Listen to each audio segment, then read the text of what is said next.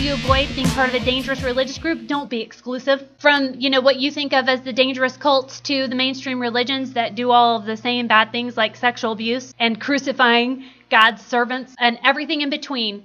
They're all exclusive. They're all saying we are the only way. Don't be like that. God is way bigger than your denomination and your little group. There are 7 billion people in the world, and Jesus died for every one of them. And he has a plan of salvation for people who are completely unlike you, people that you couldn't even begin to relate to in your little group. But he has a plan for their salvation, and you should be jumping up and down about that.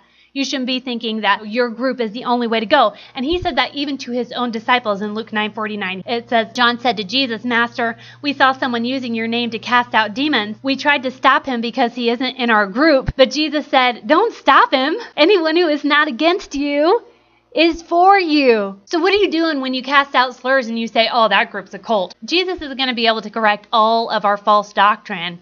That is not going to be a problem, okay? He can get us the right information.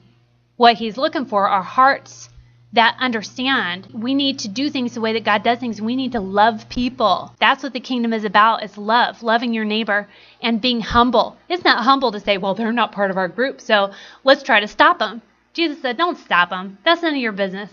If they're not against you, they're for you. There's a great separation that's happening in these end times. There are only 2 groups, the wheat and the weeds. That's it. They're going to be the persecuted and the persecutors. And that's all. So God is going to bring us together. And you need to understand where the dividing lines are. It's not in your doctrine. God's going to correct everybody, okay, including you. You got some things that you don't understand right about God too. That's okay. You're just a child. But have some humility. Don't be exclusive. And don't pull up the weeds before the time.